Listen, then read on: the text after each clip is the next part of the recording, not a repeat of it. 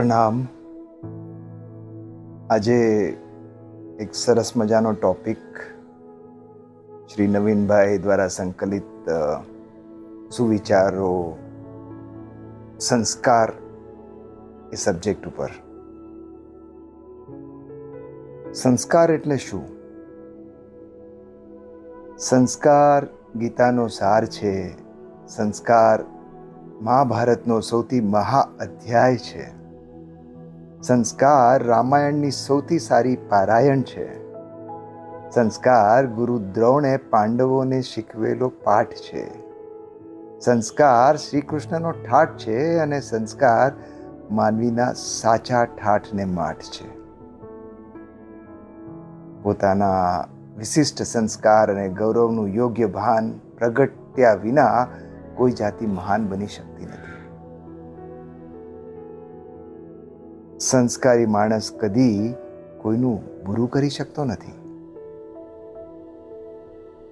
સોના જેમ માણસ સંસ્કારોની ભઠ્ઠીમાં તપે નહીં ને સંસ્કારોની એરણે ટીપાય નહીં ત્યાં સુધી એ કોઈને આકર્ષી શકતો નથી ને કોઈનો પ્રિય પણ બની શકતો નથી.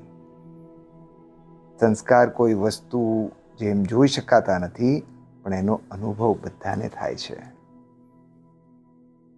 સંસ્કારોના ઝાડ નથી હોતા, એ તો હૃદયમાંથી પ્રગટે છે.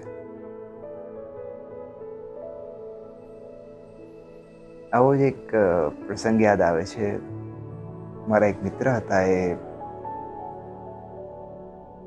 રતલામ સ્ટેશન ઉપર એમના મુંબઈથી આવેલા એક ખાસ મુરબ્બી સજ્જન પુરુષ સાથે કોઈને ટ્રેનમાં લેવા જતા હતા. સ્ટેશન પર હજી ટ્રેનને આવવાની થોડીક વાર હતી, એટલે તેમ છતાં પેલા ભાઈ કે ચાલો, તો કે ટિકિટ, પ્લેટફોર્મ ટિકિટ. આ તો આપણું ગામ છે, બધા જ આપણને અહીંયા ઓળખે, ટીસી પણ ઓળખે, કોઈ પૂછે પણ નહીં. ચાલો ને તમે. નહીં ભાઈ, હું નહીં આવી શકું, તને જવું હોય તો જા. તારે મને જો લઈ જવો હોય તો ટિકિટ તો ખરીદવી પડશે. પેલા ભાઈ એક સેકન્ડ માટે મારા મિત્ર ચંબામાં પડી ગયા. એમને ટિકિટ ખરીદી અને બંને જણા ગયા. સંસ્કારોની શરૂઆત નાનામાં નાની વસ્તુથી થાય છે, અને જો યોગ્ય રીતે સંસ્કાર થયેલા હોય તો ગમે તેવા કપરા સંજોગોમાં પણ એ વિચલિત નથી થતા. એ ઉગીને વિવેક એનો દર્શાવે જ છે. એક અસંસ્કારી વ્યક્તિ આખા પરિવારનું પતન કરે છે, અને એક અસંસ્કારી સમાજ આખા રાષ્ટ્રનું. સંસ્કાર, સમૃદ્ધિ અને ભૌતિક સમૃદ્ધિનું ભાર પણ મૂલ્ય નથી. એ સમયે સમયે જરૂર ભાન થાય છે. એવો જ એક કિસ્સો તો બે મિત્રો વચ્ચે, એક ગરીબ પરિસ્થિતિમાં ને એક બહુ સારી પરિસ્થિતિમાં. આછકલાઈ ઘણીવાર આવી જતી હોય છે અને સંસ્કાર નેવે મુકાવી દેતા હોય છે, અને પછી એની અંદર સંતાનો ક્યાં આગળ વધી જાય છે એનું કોઈ ભાન રહેતું નથી. બીજા મિત્ર સંસ્કારી હતા પણ પૈસે ટકે સુખી નહોતા.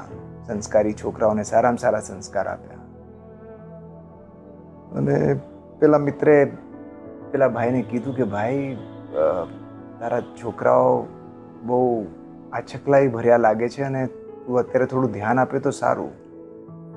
પણ કેવી છે કે સલાહ જ્યારે બહુ પૈસાદાર વ્યક્તિ હોય એને બહુ જલ્દી આપવી નહીં, એને એ પટે નહીં. એટલે એ બંને મિત્રો વચ્ચે થોડો ખટરાગ થઈ ગયો, અને એણે કીધું ભાઈ, તું તારી સલાહ તારી પાસે રાખ, આપણે આ ટોપિક પર કે બીજા કોઈ ટોપિક પર હવે મને તારી સાથે વાત કરવી નથી. સમય જતાં એવું થયું કે પેલા પૈસા પાત્ર મિત્રના છોકરાઓ મોટા થઈને લાઈને લાગ્યા, પણ બાપની કમાઈ હતી એટલે ઉડાવવામાં કે કોઈ ધંધામાં ફાવ્યા નહીં, અને છેલ્લે પિતાશ્રીને ઘરડા ઘરે મૂકવાનું થયું ને એ લોકોને જેલ ભેગા થવાનું થયું. અને ઘરડા ઘરમાં અચાનક પેલો મિત્ર અને એના દીકરાઓ ડોનેશન આપવા પહોંચી ગયા હતા, કારણ કે આગળ જતાં એના છોકરાઓએ બહુ સારું નામ કમાયું હતું, પૈસા પણ કમાયા હતા. ત્યાં જોઈને ધ્રુસકે ધ્રુસકે રડી પડ્યા કે ભાઈ, એ દિવસે મેં તારી વાત સાંભળી હોત તો મારે આજે આ દિવસ ન જોવો પડ્યો હોત.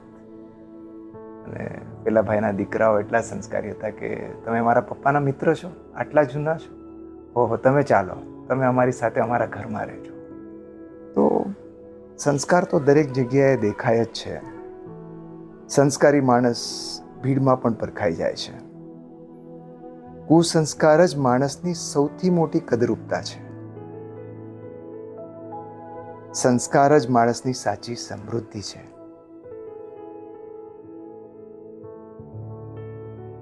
અને આજે સ્વચ્છંદતા, મોજ શોખ, મોડર્નિઝમના નામે સંસ્કાર બિલકુલ ભૂલાઈ ગયા છે.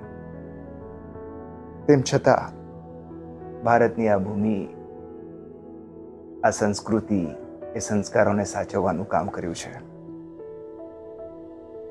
સંસ્કાર વિના જીવન બેકાર છે. સંસ્કાર જીવનને જીવવા જેવું બનાવે છે.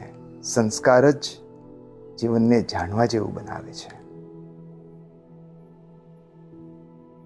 આવનારી પેઢીમાં સંસ્કારોનું સિંચન કરવાની જવાબદારી સમગ્ર સમાજની છે. સંસ્કારી સમાજ જ આફતોમાંથી ઉભરી શકશે. પૈસા કમાવા માટે બુદ્ધિની જરૂર પડે છે, પણ એનો સદુપયોગ એના માટે સંસ્કારની જરૂર પડે છે.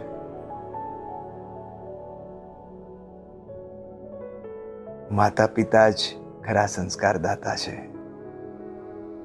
સંસ્કાર વિનાનું જ્ઞાન સુવાસ વિનાના ફૂલ જેવું છે. તો ચાલો આપણા બગીચામાં સંસ્કારના ફૂલો વાવીએ, આપણા પોતાનામાં, આપણા સંતાનોમાં, આપણી આજુબાજુમાં, આ સમાજમાં, આ રાષ્ટ્રમાં. સંસ્કાર અને અસંસ્કાર વર્તનમાંથી જ પ્રગટ થાય છે. એક જ બગીચામાં ભમરો કોઈ ફૂલ પર બેસે છે ને ગોબરિયો ગંદો કીડો બગીચામાં રહેતો હોવા છતાં પણ છાણનો ઢગલો શોધીને બહાર જઈને એના પર બેસે છે. બસ આ જ ન્યાયે આપણે બગીચામાં ભમરા થઈને ફૂલ પર બેસીએ, એવી જ મંગલ કામના સાથે નાસિકથી અમિતના જય જિનેન્દ્ર.